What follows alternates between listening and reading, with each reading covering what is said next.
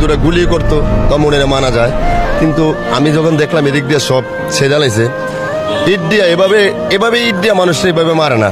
পরে আমি সিসি ফুটে যখন ভিডিওগুলো দেখলাম, নিজের চোখের পানি আমি ধরে রাখতে পারি না।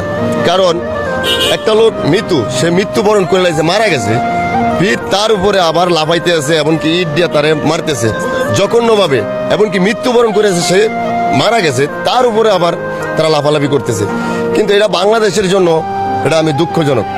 এটা 4 থেকে 5টা লোকে এই জায়গার ভিতরে এতগুলো লোকগুলারে মারলো, হাজার হাজার মানুষ তাকায় দেখতেছে, যাইতেছে, তখন কেউ প্রতি উত্তর করে না।